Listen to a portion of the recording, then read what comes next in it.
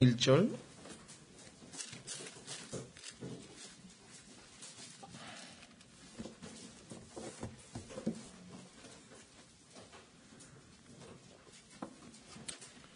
히브리서는 1차적으로 히브리인들 중에서 구원을 받은 자녀들 중에 박해와, 왜냐하면 당시에 유대교 문화권이다 보니까 많은 박해와 어려움 가운데 신앙이 더 전진하지 못하고 아주 어려움에 처해 있는데 그 시험을 이겨내지 못하고 아주 어려운 처지에서 갈등을 벌이고 있는 그러한 처지에 놓여 있는 히브리 그리스도인들을 대상으로 해서 완전함으로 나아가자라고 하는 권면과 그리 되지 않으면 어떠한 어려움들이 어떤 것들이 기다리고 있는지 일종의 경고죠.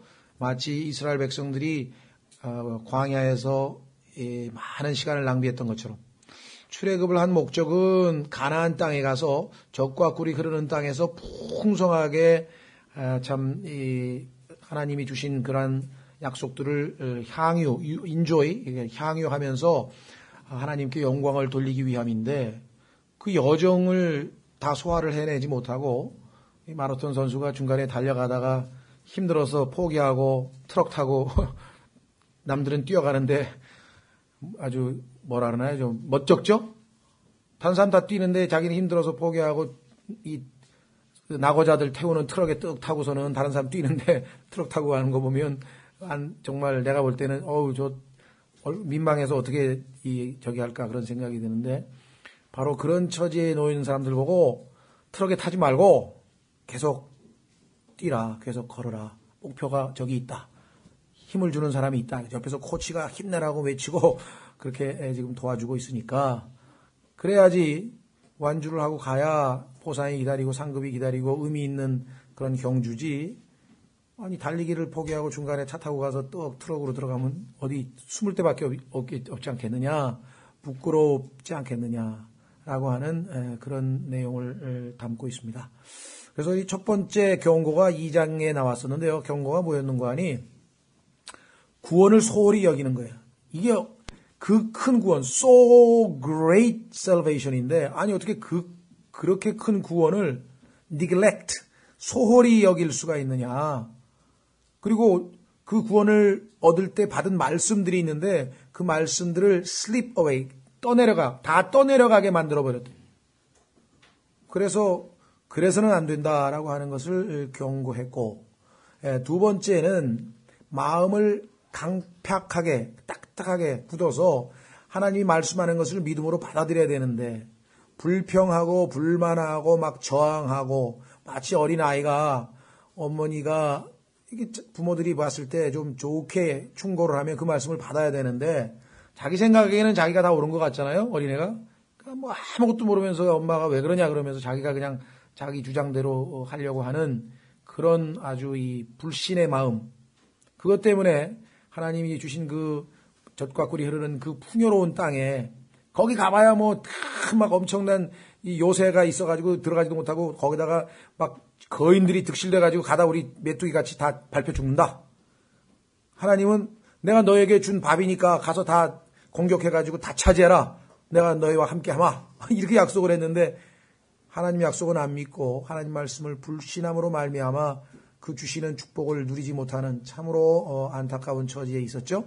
그게 두 번째 경고였어요. 근데 오늘 이제 이따 아마 보면은 세 번째 경고가 나오는데 그 세 번째 경고는 뭐냐면 11절 보십시오. 5장 11절.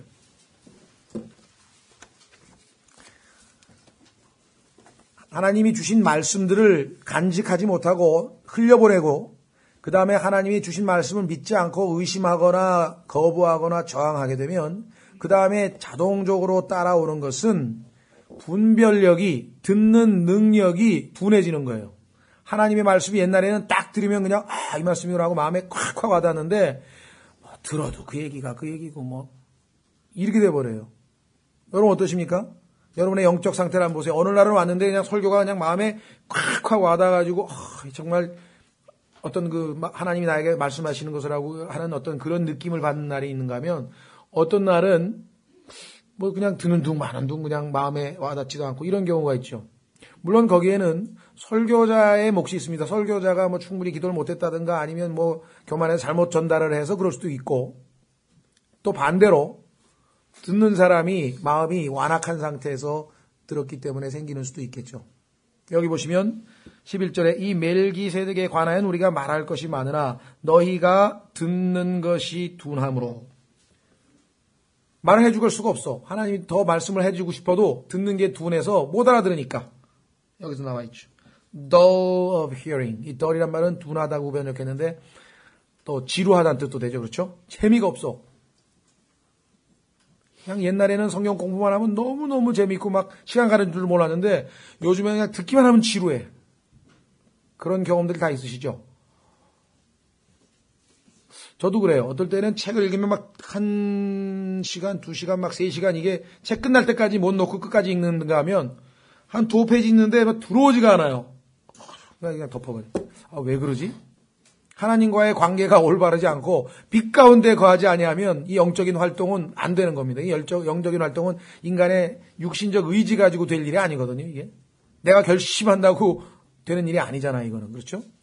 영적인 상태가 하나님 앞에 올바른 상태가 될 때에만 이게 영적으로 은혜가 전달이 되기 때문에 주파수가 하나님하고 잘 맞아야죠. 그렇죠? 지금 볼륨이 주파수가 안 맞아가지고 지지적거리는데 그냥 볼륨만 띵딱 크게 한다고 그게 뭐가 나오나요? 주파수가 맞으면 조금만 틀어도 얼마든지 정확하게 우리가 들을 수 있죠. 그래서 이 듣는 귀에 대해서 언급을 하는데 그것이 영적으로 성장이 결여된 것 때문이다. 이렇게 나와서 14절에 가면 맨 끝에 가면은 선악을 분별하느니라. 이 분별력. 딱 듣고 이건 옳은 일이다. 이건 하나님 뜻이 맞다. 내가 가야 될 길이구나. 뭔가 딱 분별해가지고 뭔가 그 다음에 액션이 나와야 되는데 이게 분별이 안 되니까 이게 맞는 건지 틀리는 건지 그걸 그냥 따라가야 되는지 말아야 되는지 이렇게 되는 우리 영적 상태를 한번 점검을 해보는데 하나님께서 이 중간에 우리로 하여금 마냥 그냥 힘든 믿음의 경주를 그 광야 생활을 그냥 달리라는 게 아니라 그냥 가라는 게 아니라 하나님께서 하나님의 말씀을 우리에게 주셨다. 그래서 말씀에 대한 얘기가 4장 13절에 나와 있었고 그 다음에 14에서 16절까지는 그뿐 아니라 대제사장께서 우리를 돕고 계신다. 그렇죠? 그래서 그 대제사장이 어떠한 분이신가가 5장 그 다음에 6장 7장 8장 9장 10장까지 연결돼요. 이게 전부 다 이금 중간중간에 이제 삽입적으로 또 몇 가지 경고가 주어지지만 어쨌거나 전체가 뭐냐면 우리에게 있는 이 대제사장이 어떠하신 분인가만 우리가 정확하게 제대로만 안다면 우리가 하늘 이 높은 부르심의 상을 향해서 목표 지점을 향해서 우리의 믿음의 경주를 하는데 충분히 해낼 수 있다. 도움받을 수 있다라고 하는 것이겠죠. 그래서 이 대제사장이 어떠한 분이신가에 대한 언급을 지금 하고 있습니다. 하나님께서 출애굽한 이후에 출애굽기에 보면은 대제사장을 임명하시고 그다음에 그 대제사장으로 하여금 백성들의 모든 요즘으로 치면 민원이죠. 민원 창구지. 민원을 다 받아가지고 하나님 앞에 전달하는 그 중재자 역할을 하는 것이 바로 대제사장이죠. 그렇죠? 또 하나님으로부터 지시를 받아서 또 백성들에게 알려주고 그 예수 그리스도께서 하나님과 우리 사이에서 중재자 대제사장 역할을 하는데 구약 제사장과 비교해서 얼마만큼 우월한 지위에 계신 분이신가를 아론의 대제사장과 비교해 가면서 설명을 해나가고 어떠한 역할을 하시는지 또 자세히 설명하고 있습니다. 그래서 여기 보시면 음식에 이 우유, 젖이 있죠? 어린아이가 먹는 젖. 너 또 젖을 먹어야 되느냐 하면서 11절에 보면 얘기하죠? 한번 보십시오. 12절에 보시면 시간으로 보건대 너희가 마땅히 가르치는 자가 되었어야 할 터이나 하나님의 말씀의 첫째 기초 원리들을 남에게 다시 배워야 할 필요가 너희에게 있나니 너희가 단단한 음식이 아니라 젖을 필요로 하는 자가 되었도다. 젖을 사용하는 자마다 갓난아이이므로 의의 말씀에 능숙하지 못하니라. 그러나 이게 중요하다. 그러나 단단한 음식은 장성한 자들의 것이니 그들은 그것을 사용하여 자기 감각들을 단련시킴으로 선악을 분별하느니라. 어린아이의 특징은 분별을 못해요. 그래가지고 돈 준다 그러면 그냥 따라간다 이게. 그래서 납치되거나 인질로 잡혀가거나 막 이렇게 되죠. 예. 영적으로도 얼마든지 지금 그런 일들이 많이 벌어지고 있습니다. 그래서 여기 지금 이 젖을 사용하는 자라고 해서 어린아이가 먹는 이 젖인데 이 젖은 뭐냐? 두 가지로 볼 수 있습니다. 한 가지 측면은 하나님께서 과거에 나에게 이미 이루어 주신 과거적 은혜들, 이것이 젖이고, 이 문맥으로 봐서 현재적 예수 그리스도의 사역, 다시 말해 지금 현재 대제사장으로서 하나님 앞에 하늘에, 셋째 하늘에 나를 위하여 지금 서 계신데, 그분께서 지금 현재 나를 위해서 어떠한 역할을 하고 계시고, 나는 그분과 어떤 관계를 맺어야 되고, 내가 어려울 때는 그분에게 어떻게 도움을 요청해야 되고, 그분께서 내가 힘들 때는 어떻게 나를 인도하고, 또 어떨 때에는 어떻게 나를 책망하시기도 하고 경고하시기도 하고, 그래서 그분과의 대제사장과의 그 모든 관계와 관련된, 즉 현재적 예수 그리스도의 사역에 관련된 말씀을 우리가 단단한 음식으로 이렇게 볼 수 있을 것 같습니다. 미래의 소망, 우리 또 아주 젖이죠. 예수님의 재림에 대한 소망을 뭐든지 있을 때. 그렇게 볼 수 있고, 또 여기 문맥에서 보면은 선악을 분별하는 것이 단단한 음식을 먹는 자의 역할이라고 한다면, 우리가 단순히 교리로 어떤 사실을 배우는 것, 그런 말씀들뿐만 아니라 어떤 그 진리를 계시해 주는 말씀뿐만 아니라 실제적으로 우리에게 행위를 요구하는 말씀들, 그런 말씀들이 단단한 음식이 되겠죠. 성경을 통해서 뭔가 아는 거는 참 좋아하는데 뭐 하라라든가 하지 말라라든가 뭐 이런 말이 나오면 기피하려고 그러네요. 부담되니까. 그렇죠? 예. 그래서 두 가지 측면에서 어떤 게 젖이고 어떤 게 단단한 음식인지, 뭐 개개인이 또 자기 체험에 따라서 이 말씀은 내가 참 받기가 어렵구나, 내가 정말 기도하고 순종하기 위해서는 뭔가 결단이 필요하고, 그런 말씀도 있겠죠. 자, 그래서 1절서부터 보겠습니다. 사람들 가운데서 취한 대제사장마다 하나님께 속한 일들에서 사람들을 위하여 임명을 받나니. 자, 대제사장은 일단 사람들 중에서 뽑습니다. 그래서 사람들을 위해서 하나님에 관한 일들을, 책무를 담당합니다. 이것은 그가 죄들로 인해 예물과 희생물을 드리게 하려 함이라.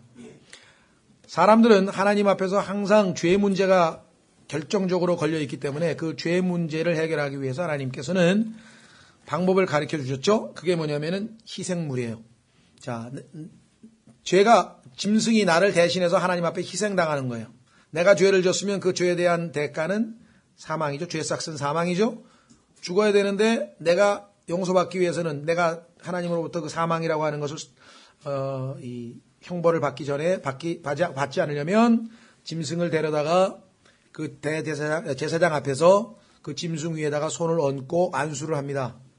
그러면 하나님께서는 내가 지은 죄들이 다 임퓨테이션, 이 짐승에게 전가된 걸로 하나님이 받으셔요. 그러면 이 짐승은 지금 내 죄로 가득 차 있잖아요. 그래서 하나님의 법도에 의해서 죄 삭은 사망이다. 그래서 제사장이 죽여요. 하나님을 대신해서. 그러면 하나님의 정의, 하나님의 의로우신 법은 이미 집행이 된 거죠. 그러니까 하나님은 나를 용서하시더라도 전혀 불의를 저지르시는 법이 없어요. 정당하게 지금 가했기 때문에, 형벌을 가했기 때문에. 그러니까 짐승이 나를 대신해서 희생이 됐죠. 그렇죠? 그렇게 해서 하나님께서 죄를 사하여 주셨기 때문에 다시 관계가 하나님 앞에 얼마든지 경배하러 나갈 수 있고, 그래서 여기 보시면 두 번째, 이게 희생물이고요. 두 번째는, 첫 번째는 예물. 예물은 자발적으로 하나님 앞에 감사함으로 드리는 겁니다. 우리가 화목제물이라든가 이런 걸 보면 감사함으로 자발적으로 드리는 것들 여러 가지가 있죠.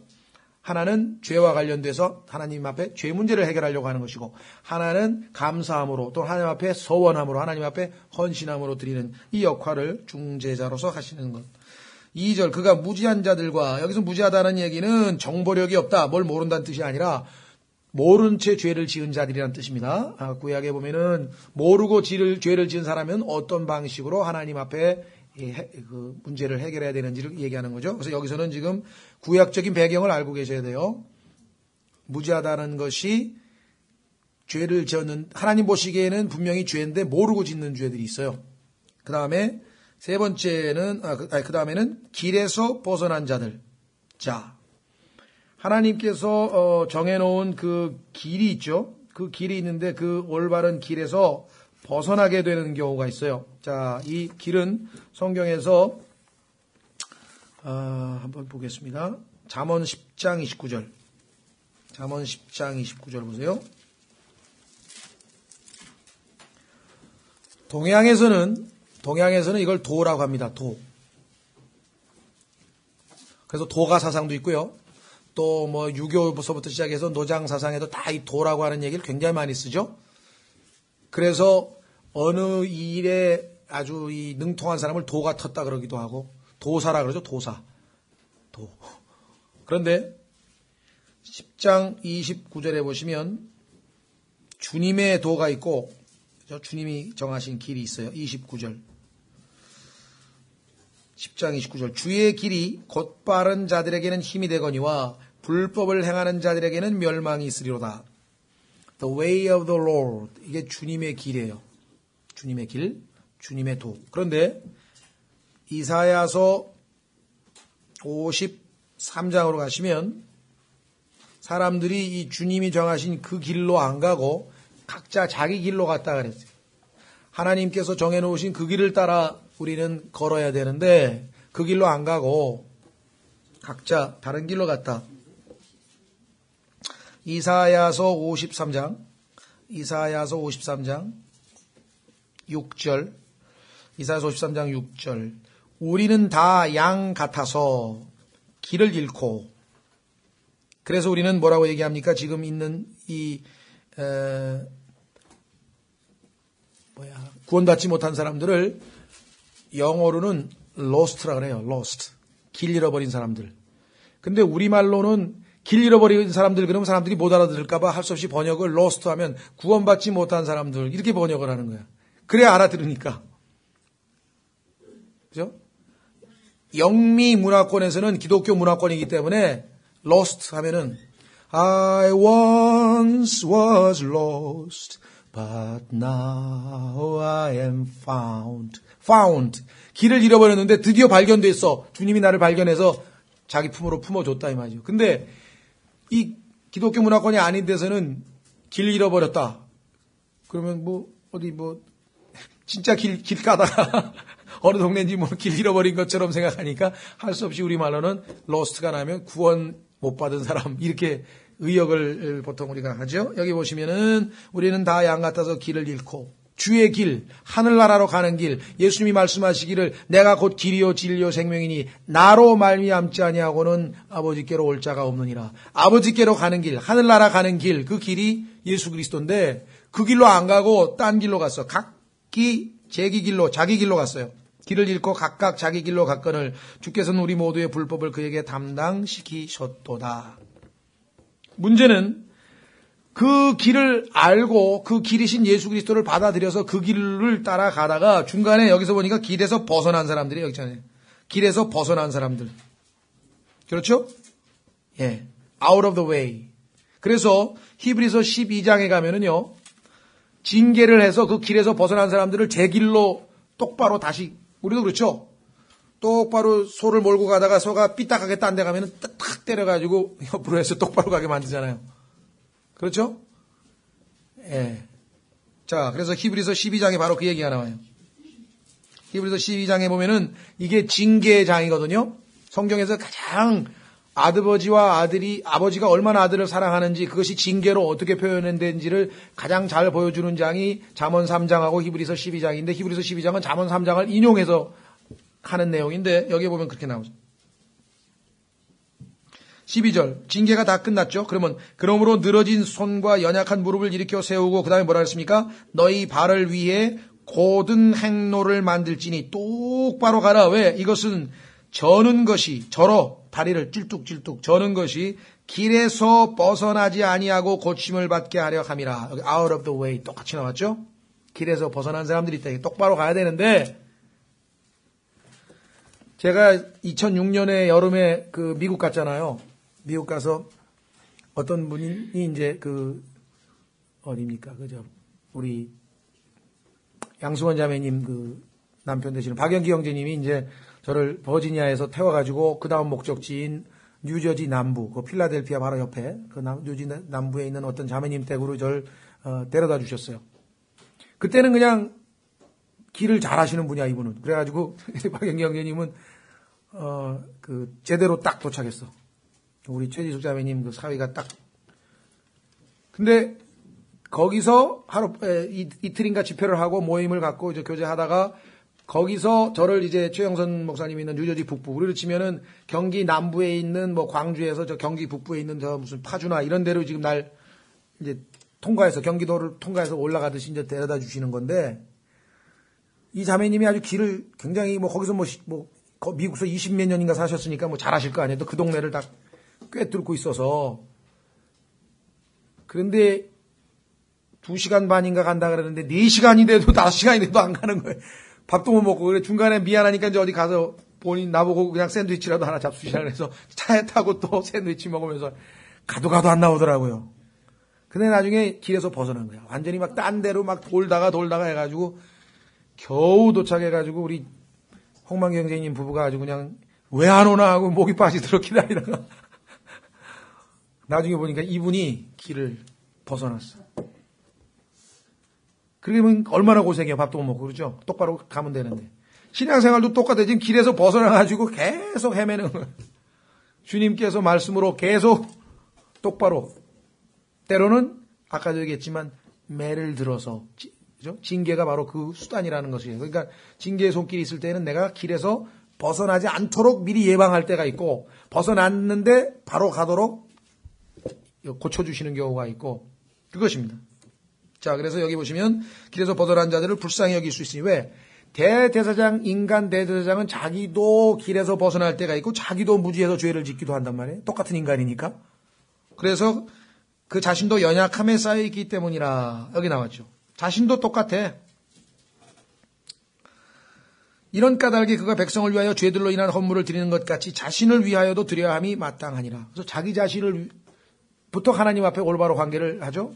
대제사장이 1년에 한 번 들어갈 때도 자기 자신을 위해서 먼저 제물을 바치고 그 다음에 이제 백성들을 위해서. 그런데 4절 이 존귀는 아무도 스스로 취하지 못하며 대제사장이 되고 싶다고 해서 자발적으로 될 수 있는 거냐? 전혀 아닙니다. 이거는 오직 하나님이 임명에 달려있죠. 오직 아론과 같이 하나님의 부르심을 받은 자라야 취할 수 있느니라. 그랬죠? 예. 자, 그래서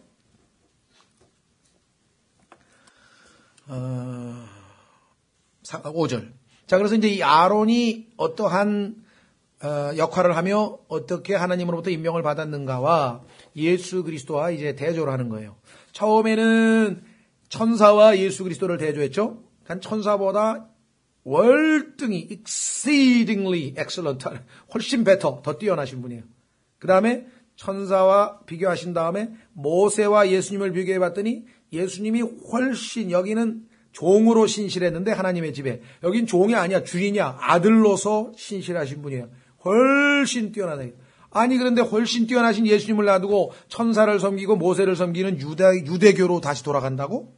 우리 보고 자유로우신 예수 그리스도를 얻어서 자유인이 되놓고 다시 율법을 지킨다고 뭐를 하고 향하고 말고 항하고 하고 종교적 의무로 돌아간다고? 우리에게는 그렇게 적용이 되는 거죠. 그렇죠? 그게 갈라디아서예요. 갈라디아 사람들은 처음에 성령으로 출발해서 주님을 사랑하기 때문에 그 사랑에 감격해서 주님을 섬기다가 나중에는 아니야 주일날 결석하면 월요일날 교통사고 난데 큰일 나 가야지. 이렇게 뭐 해야만 한다 안 해야 된다 이게 율법으로 뒤로 뒷걸음질을 해버린 거지. 그건 이제 종교지 더 이상 신앙생활이 아니죠. 믿음으로 사는 게 아니죠. 자, 그래서 유대인들도 야, 그 천사, 모세 훨씬 뛰어나신 분 있자니. 그러면 그렇지만 우리에게는 아론 그 대제사장 탁 들어가면 그냥 모자 탁 쓰고 그냥 막 화려하게 흉패 달고 막 금을 여기다 달고 막 예식을 집행하는데 보니까 뭐 얼마나 어마어마하죠? 인간은 그 종교 의식 앞에 사람들이 다 껍벅하잖아요, 그냥. 이방인들도 가면은 막 그 안데스 산에서 잉카 제국 제사 지내는 거 중계방송 한번 하는 거 보면요. 막 엄청납니다.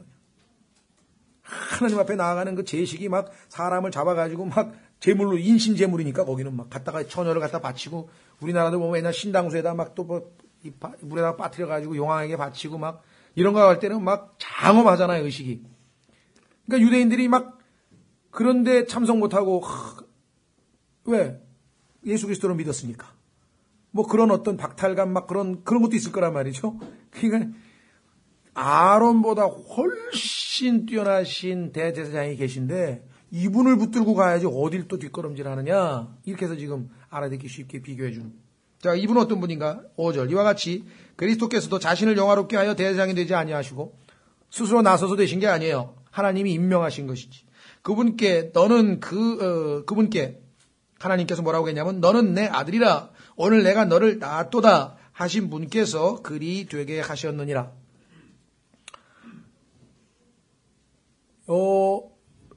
구절은 사실 이제 교리적으로 여러 가지 해석이 있어서 이것이 예수 그리스도의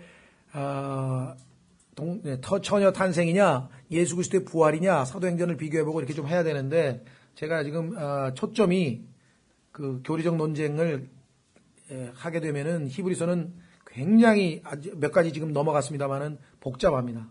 그래서 지금 우리가 그 다룰 때는 아니고 다음에 기회 있을 때 한번 하고 여기서는 초점을 우리가 대제사장과 제사장을 도움을 받아서 영적 성수로 나아가는 쪽으로만 지금 맞추겠습니다. 그래서 일단 예수님이 단순히 하나님으로부터 태어난 것뿐만 아니라 사실은 예수님이 부활하시면서 대제사장으로 임명을 받으신 건데 문맥으로 봐서는 부활과 연관이 있죠. 어쨌거나 6절 그분께서 또한 다른 곳에서 이르시기를 너는 멜기세덱의 계통에 따른 영원한 제사장이라 하심과 같으니라. 자, 아론의 반열에 속한 제사장과 이거 사람 제사장이고 멜기세덱을 계통을 밟은 제사장이 계신데 이 둘 중에 어떤 게 더 우월한 거냐를 지금 설명하는 거죠. 아론의 경우에는 인간이니까 죽습니다. 그러면 그 다음 대제사장이 임명을 또 받아요. 그러면 또 죽습니다. 그러면 그 다음 그래가지고 대를 이어서 지금까지 쭉 내려왔죠. 그러니까 아론서부터 시작해서 예수님이 초림하셨을 때에도 사가량가가 대제사장이 하나 있었잖아요. 그런 것처럼. 그런데 예수님은 어떤 분이신가? 영원한 제사장이야. 그래서 자신의 보배로운 피를 들고서 셋째 하늘로 직접 지난번에 기억나시죠? 어디입니까? 4장 14절 보십시오.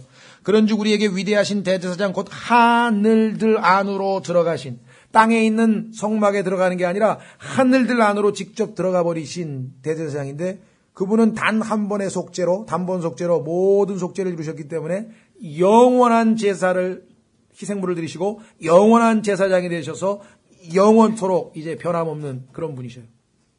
여기 나와 있다. 7절. 그러면 그분께서는 제사장으로서 하나님으로부터 임명받기 위해서 어떠한 그 자격을 획득하기 위해서 어떠한 과정을 거치셨는가. 자, 아까 우리 2절에 보니까 대제사장이 자기도 연약하기 때문에 무지한 자들과 길에서 벗어난 자들, 똑같이 연약함으로 죄 지은 자들을 다 이해할 수 있다 그랬잖아요. 그럼 예수님께서 전능하신 하나님의 아들이시니까 우리의 나약함과 우리의 어떤 뭐랄까요. 쉽게 죄를 짓는 성향과 또 우리의 이 의지의 박약함과 뭐 이런 걸 다 아세요. 인간의 질그릇에 불과한 깨지기 쉬운 그릇이라는 것도 다 아시고.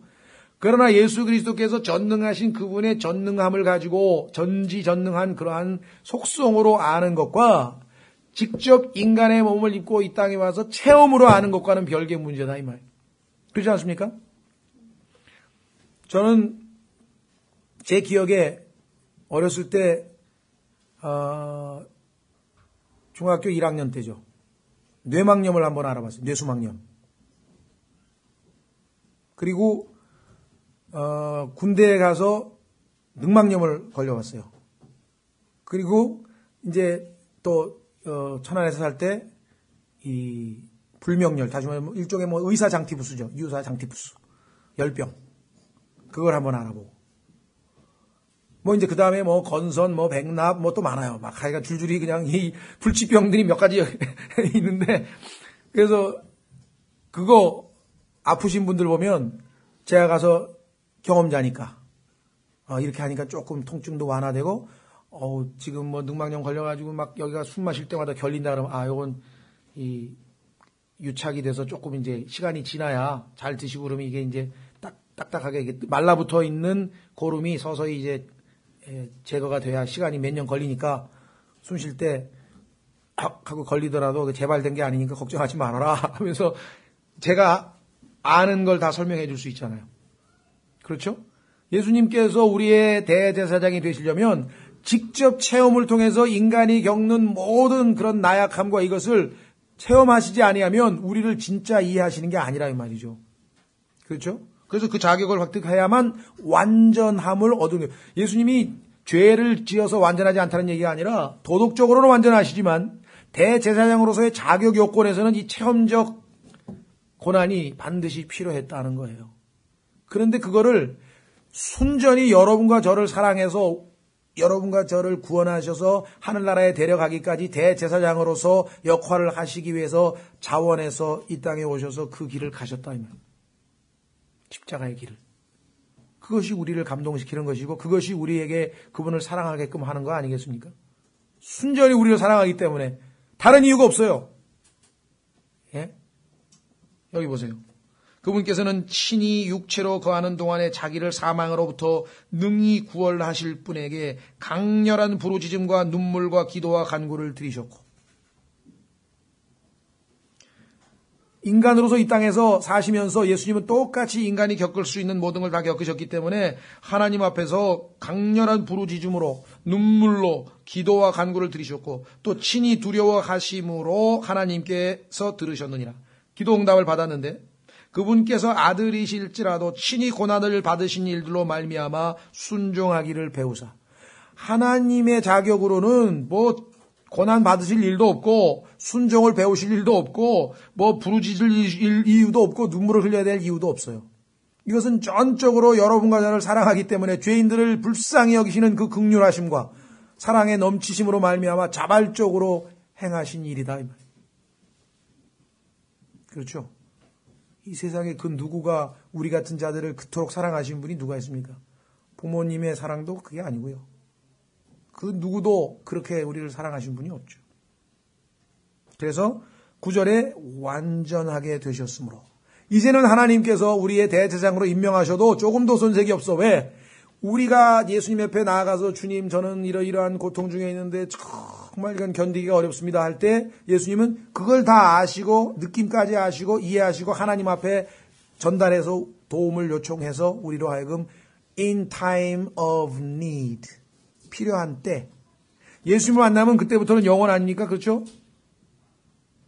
그게 아니라 지금 이 세상에 살고 있는 이때 이 필요한 때에 돕는 은혜를 베푸실 수 있다고 말씀하셨죠. 그래서 그분은 자기에게 순종하는 모든 사람들에게 영원한 구원의 창시자가 되시고 영원한 제사장입니다. 영원한 구원입니다. 구원을 뭐 중간에 잃어버리고 뭐 어떻게 되고 뭐 이상한 소리 들을 거 없어요. 구원 자체가 영원한 구원이라 그러잖아요. 예수님이 주신 구원은 영원한 구원의 창시자가 되셨다 그랬죠. 영원한 제사장이시니까. 자, 여기 보시면 7절에 보시면 많은 분들이 오해합니다. 친히 두려워하셨으므로 하나님께 들으셨다 할 때 이 강렬한 울부짖음과 눈물의 기도가 언제냐? 겟세마네의 기도다. 이렇게 보통 해석을 하고 그 기도가 해석이 틀린 건 아닌데 뭘 오해하고 계시냐면 예수님께서 그때 십자가에서 죽는 그 고통을 두려워하셔서 안 죽게 해달라고 기도한 것처럼 오해하시는 분들이 있어요. 아니죠. 예수님께서 분명히 내 뜻대로 마옵시고 아버지 뜻대로 마옵시면서 자기 생명을 드렸잖아요. 그러니까 여기서 얘기하는 기도응답은 뭡니까? 기도응답은 사망으로부터 어디 있습니까? 7절. 사망으로부터 능히 구원하실 분에게 사망의 권능. 자, 확인해 보겠습니다. 사도행전 2장으로 가면 기도응답을 받은 내용이 나와 있어요. 어떤 기도응답을 받았는가? 하나님께서 예수 그리스도의 기도를 응답하신 내용이 사도행전 2장에 보면 나옵니다.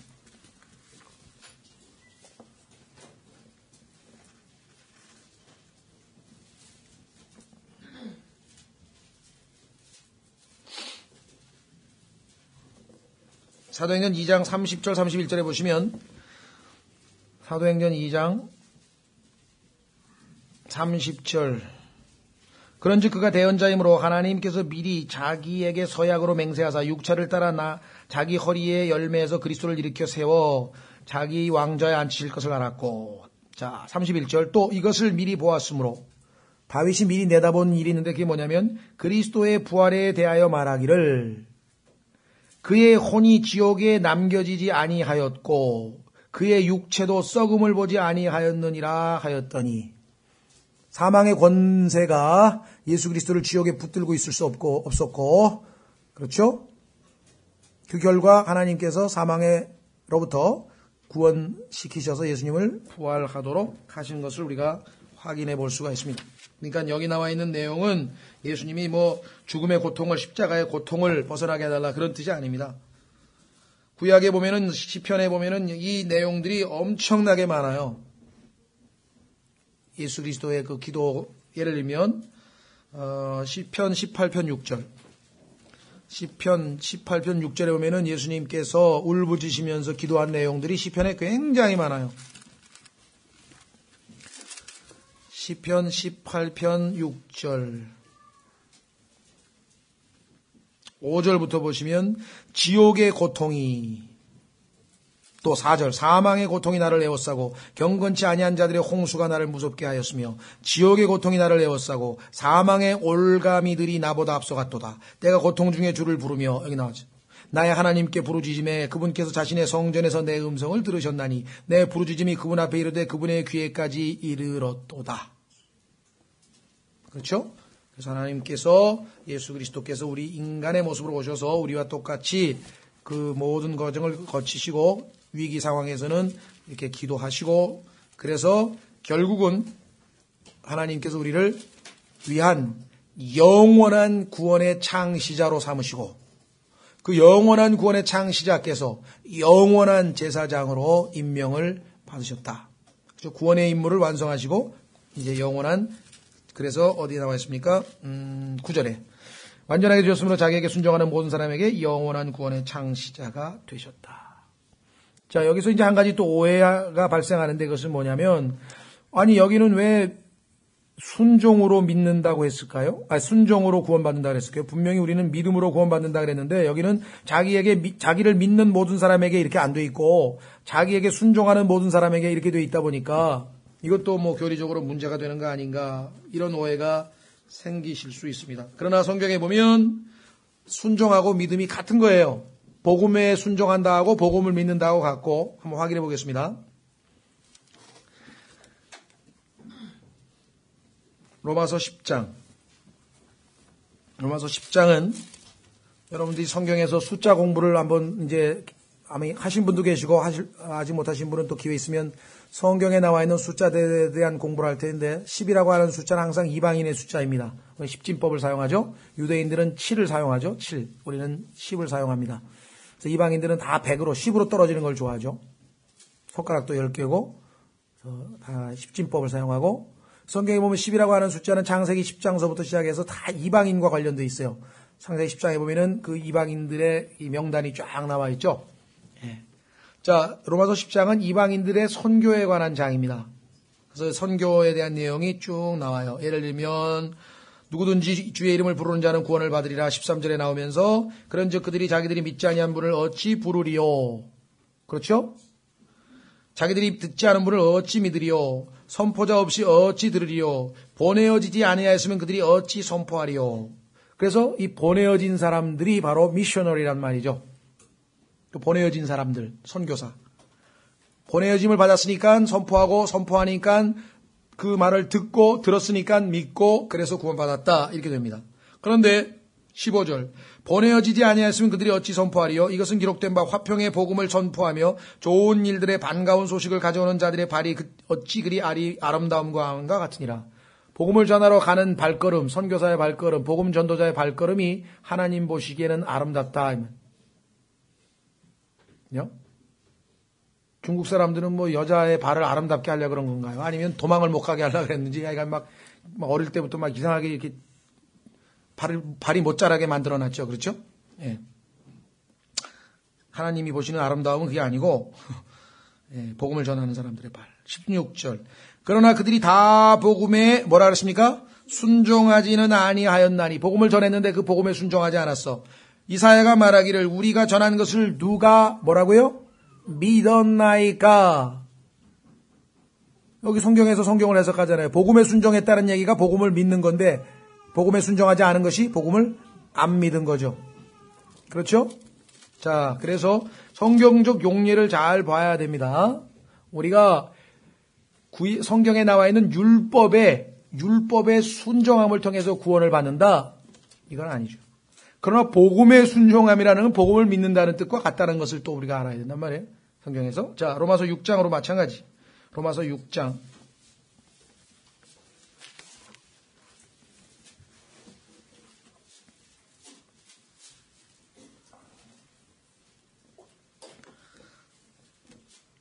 (17절)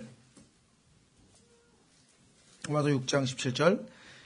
그러나 하나님께 감사하리로다. 너희가 죄의 종이었으나 구원받기 전이죠. 너희에게 전달된 교리의 그 틀에 마음으로부터 순종하고. 이게 믿음이에요. 믿음을 이렇게 정의하는 거예요. 성의에서. 왜? 18절. 이로써 죄로부터 해방되어 의의 종이 되었느니라. 구원받은 거 아니에요. 그렇죠? 그러니까 순종이라고 하는 말이 율법을 순종해서 행위를 지켜서 구원을 받는다든가 이런 것과는 우리하고 교리적으로 틀리지만, 복음에 순종했다든가 전달된 교리의 틀, 이게 복음이죠. 이 복음을 마음으로부터 순종했다든가 이거는 마음으로 믿었다는 것과 같은 말이라고 하는 것을 성경을 통해서 우리가 확인해 볼 수가 있습니다. 이외에도 여러 구절이 있지만 이 두 구절로도 여러분들이 복음에 순종하는 거나 복음의 마음에 순종하는 거나 복음을 믿는 거나 예수님께 순종하는 거나 믿는 거나 같은 것이라는 것 확인해 볼 수 있죠. 자, 그래서 다시 돌아갑니다. 그래서 히브리서 5장의 그 구절을 오해하지 마시고요. 순종이란 말이 여기서 행위 구원이냐? 전혀 그 얘기가 아닙니다. 예. 하나님으로부터 멜기세덱의 계통에 따른 대제사장이라 불리셨느니라. 아론의 계통하고 다른 계통이죠. 그래서 이 멜기세덱에 관하여는 우리가 말할 것이 많으나 너무나 말은 하고 싶은데 못 알아들을 것 같아서 못한데, 자, 7장으로 가서 이제 멜기세덱에 대해서 부분적으로 다는 얘기하지 않지만 그래도 필요한 정보는 우리에게 주네요. 멜기세덱이라고 하는 존재는 창세기 14장에 아브라함이 전쟁에서 승리하고 돌아왔는데 환영하러 딱 나왔어요. 그리고 나서 성경에서 안 나와. 그리고 히브리서에 여기 등장해. 물론 시편에 하나님께서 예수님을 멜기세덱의 반열에 따른 제사장으로, 영원한 제사장으로 임명했다는 말은 시편에도 나와. 그러나 그 멜기세덱에 대해서 좀 설명하는 내용은 사건 기록은 창세기 14장에 나와 있고, 그거를 해석해주고 설명하는 거는 히브리서 여기 한 군데밖에 안 나와. 진짜 단단한 음식에 해당되겠죠. 대제사장에 관한 얘기니까. 그렇죠? 그래서 보십시오. 7장 1절에 이 멜기세덱은 살렘 왕이요 지극히 높으신 하나님의 제사장이라. 그가 왕들을 사륙하고 돌아오는 아브라함을 만나 그를 축복하였으며 하면서 멜기세덱 15절에도 멜기세덱 계속 나와요. 그래서 이제 다음 시간에 좀 더 할 거니까 우리가 멜기세덱에 대해서 공부하기로 하고, 예수님이 왜 아론이 아니고 멜기세덱 계통을 했는가? 하나님이 멜기세덱이라는 그 인물을 왜 갑자기 등장시키셨는가? 의도는 무엇이고 목적은 무엇이고 이걸 우리가 공부할 수 있죠. 자, 오늘은 왜 얘기를 못 해주느냐? 그 이유, 그게 바로 12절서부터 14절입니다. 한번 보겠습니다. 시간으로 보건대 시간이 언제쯤 흘렀는지 모르겠는데요. 우리가 보통 영적인 나이를 우리가 어떻게 계산해야 되느냐, 그거는 우리가 하나님이 계수하시는 방법을 가르쳐 주셔야 우리가 알겠지만, 그래도 신앙생활 한지 우리가 보통 이 세상에서 치는 시간으로 봤을 때, 야곱이 하나님으로부터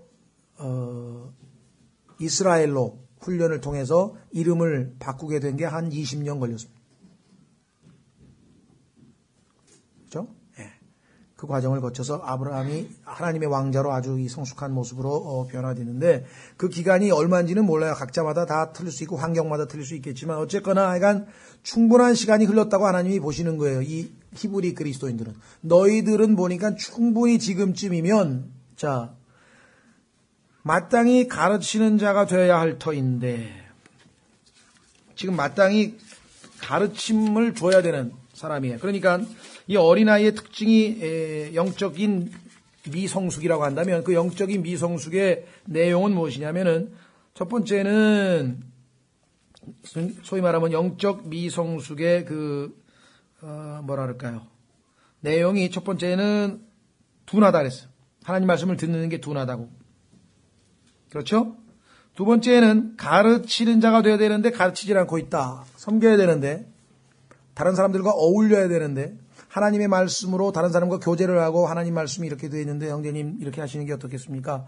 또 다른 사람이 와서 도움을 요청하면 하나님 말씀에 이렇게 되어 있습니다 하고 그 하나님 말씀을 무슨 이 공적인 이런 가지고 집회에서 가르치는 그런 가르침보다도 서로 교제하면서 하나님 말씀으로 서로 가르친다 그랬거든요. 성경에 보면 서로 가르치라고. 근데 그런 교제를 못하는 거예요. 어린아이는 다른 사람들하고 놀면 어떻습니까? 잘 노는 것 같다가 좀 있으면 싸우고 오죠. 잘 노는 것 같다가 좀 있으면 싸우고 와. 왜? 양보를 안 하니까. 지지를 안 하니까. 끝까지 자기 주장을 하니까. 네. 그런 것처럼 이 교제에 있어서의 어떤 그 상대방에 대한 배려 이런 것들이 지금 안 돼 있는 것으로 봐서 넌 어리다. 이렇게 두 번째 특징을 얘기했고 세 번째는 뭐냐면 먹는 음식을 보니까 쉬운 것만 골라서 먹는 거예요. 진짜 좋은 것 안 먹고. 그렇죠? 예. 그래서 저도 보면은 아직도 우리 애들 데리고 어디 혹시라도 뭐 뷔페 가면 안타까워. 하마 스파게티 그렇게 좋은 데 가서 그런 걸 먹어. 비싼 돈을 내고. 연어 스테이크라든가 아니면 뭔가 좀 비싼 걸 골라가지고 딱딱 먹어야 되는데, 그냥 마늘빵하고 그냥 스파게티로 배 다 채우면, 그 다음에, 그래서, 안타깝다. 그죠? 혹시라도 그런 데 가면은, 목록을 정해줘서 좋은 거, 요거, 꿀도 있고, 비싼 거, 먹으라고 좀 가르쳐 줘야 되는데, 예. 하여간, 다이어트, 이 식단을 보니까 이게 어려. 전만 먹어. 이게 세 번째 특징이에요. 세 번째 특징. 그 다음에 네 번째 특징은 또 있나요? 뭐가 있나요? 13절. 젖을 사용하는 자마다 갓난아이므로 의의 말씀에 능숙하지 못하니. 자, 하나님의 말씀을 사용하는데 능숙치가 못해. 바울은 이러이러해서 이렇지 않습니까? 그랬더니 기록되었으니 이렇게 기록된 것을 너희는 읽어보지 못하였느냐. 예수님하고 대화하면은요, 대화가 별로 없어요. 딱 하다가 너희는 읽어보지 못하였느냐. 기록되었을 때 읽어보지 못하였느냐. 이게 돼야 되는 이게, 그죠? 기록되었을 때 하나님의 말씀을 사용하라, 말이에요. 사용. 하나님이 말씀의 칼을 주셨으면 그 말씀의 칼을 사용해서 적을 베든지 오는 사람에게 휘둘러가지고 침략을 못하게 하든지 써야지. 복음을 하나 꺼내가지고 이 복음으로 말씀하건데 이게 얼마나 좋은 건지 아십니까? 복음 자랑만 하고 끝날 거예요? 써먹지 못하고. 들고 있으면 뭐해? 이 사용을 해야 될 거 아니야. 아무리 좋은 칼을 가지고 있으면 이걸 잘 써먹어야 능숙하게 써야 될 거 아니에요. 그렇죠. 근데 애는 그걸 사용을 못한다. 자기 안에 지금 어마어마하신 대제사장이 계신데 그분을 도움을 받아서 얼마든지 말씀의 권능으로 이 권능 파워풀하다 그랬잖아요. 그걸 못한다. 그 다음에 그 결과 어떻게 되는가? 마지막 특징, 어린아이의 특징 14절. 단단한 음식은 장성한 자들의 것이니 그들은 그것을 사용하여 자기 감각들을 단련시킴으로 선악을 분별하느니라. 어린아이의 특징은 뭐냐? 옳고 그름을 분별을 못해요. 앞뒤 분간을 못해요. 그렇죠? 자, 요나서를 가보겠습니다. 요나서에 가면 하나님께서 하늘에서 내려다보니까 아이고 니느웨 백성이라고 하는 자들이 오른쪽 왼쪽도 구분을 못하는 거야 지금. 여러분들 오른쪽 왼쪽 구분 못하는 어린애들 많이 보셨죠? 예, 신발 짝짝으로 신잖아요 항상. 오른쪽인지 왼쪽인지 그걸 아직 구분을 못하는데 하나님께서 하늘에서 내려다보니까 이 땅에 구원받지 못한 사람은 전부 다 앞뒤 분간을 못하는 사람들이에요. 자기가 가고 있는 일이 하늘나라 가는 길인지 지옥으로 가는 길인지 행복한 일이 아무리 박사학이 아니라 포스타까지 하더라도 이게 다 하나님 보시기에는 어리석은 자라. 어리석은 자는 마음에 이르기를 하나님이 없다 하더라. 그렇게 써 있어요. 그러니 이 세상에서 아무리 똑똑한 사람이 뭐합니까? 영적으로 갓난아기가 또 아직 안 된 거를. 그러니까 전혀 기죽을 일이 아니에요. 왜? 하나님, 뭐 경제학 박사 아니라 무슨 철학 박사 아니라 무슨 사람이 오더라도요, 딱 얘기해가지고 예수님의 생명이 없다 확인이 되면 당신은 내가 아니고 하나님의 전능하신 하나님 말씀에, 자, 읽어보시오. 자, 하나님이 계십니까? 안 계십니까? 나는 안 계신다고 믿는다. 뭐 진화론을 믿는다. 그러면 보십시오. 자, 화내지 마세요. 내가 한 게 아니고 성경이 읽어주니까. 어리석은 자는 마음에 이르기를 하나님이 없다 하더라. 맞습니까? 그랬더니 그 다음날 어디 강연해 가지고 교수니까 막 강연을 하나 봐. 야, 나 세상에 이런 걸 다 봤다고. 성경에 보니까 하나님이 없다 그러대. 하나님이 없다 그래. 성경에 보니까 하나님이 없다 그러더래요. 그래서 어리석은 자는 마음에 이르기를 하나님이 없다 하더라 그랬는데, 하나님이 없다는 것만 딱 잘라가지고 여기 봐라. 성경에 들어있는 말씀. 하나님이 없다.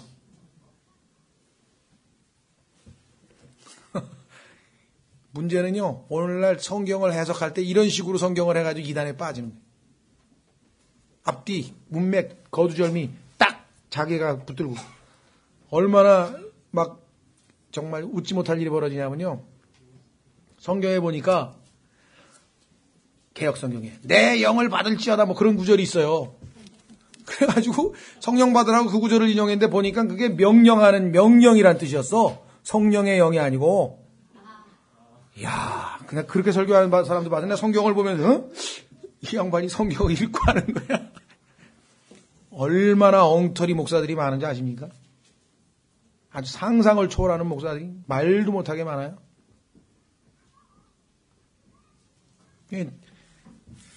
자, 앞뒤 보세요. 저 요나서 4장 11절.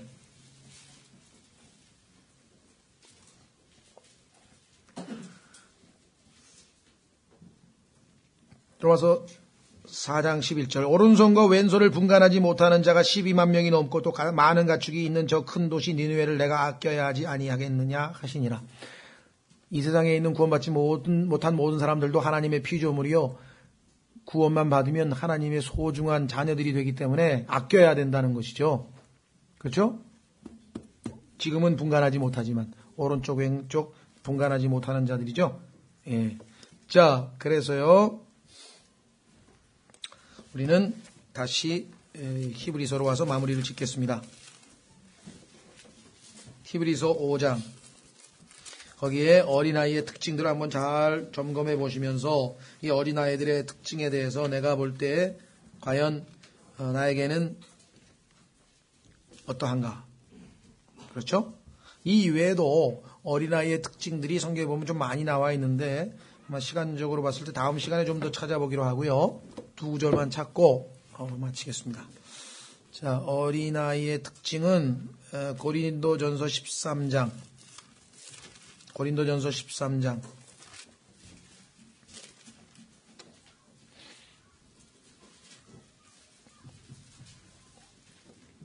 고린도전서 13장. 어린아이의 특징이 제일 쉽죠? 11절. 내가 아이였을 때에는 아이처럼 말하고 아이처럼 깨달으며 아이처럼 생각하였으나 어른이 되어서는 아이의 일들을 버렸노라. 아이의 특징은 뭐냐 그랬더니 아이처럼 말하는 게 아이의 특징이래요. 그 다음에 아이처럼 깨닫고 아이처럼 생각하였으나, 이때 이 아이처럼이라고 하는 단어가 childish인데요. childish 하면은 우리는 좀 어린애 같다, 유아틱하다, 또 유치하다 그러죠. 애들같이 왜 그래, 유치하다, 이럴 때 쓰는 말이고요. 성경에서 예수님께서 너희가 어린아이와 같이 되지 아니하면 천국에 들어가지 못한다고 마태복음이나 이런 복음서에서 하신 말씀은 childlike예요. 이거는 좋은 거예요. 어린아이의 장점, 다시 말해서 이것저것 계산하고 막 이렇게 복잡하게 안 하고 무조건 단순하게 순종하는 거. 하나님 말씀 듣고 뭐 계산하고 뭐 이거 믿으면 잘 될까, 혹시 이게 될까, 이게 아니라 하나님의 사랑을 믿음으로 받아들여, 그렇죠. 애가 어머니 품에 그냥 달려들듯이 그런 차원에서 좋은 뜻으로 얘기할 때는 어린아이 같다고 할 때는 childlike고, 여기는 지금 이미 커야 되는데 30세 된 그 요즘에 젊은 그 직장 여성들이 옛날이 그리워가지고 어릴 때 공주 시절이 그리워가지고 인형을 사가지고 맨날 집에 가가지고 30대 여성을 위한 인형 가게가 있어요. 정말 이거 뭐라고 얘기를 해야 되는지 모르겠는데 바로 그런 거. 자, 한 구절 더 찾고 마치겠습니다. 에베소서 4장.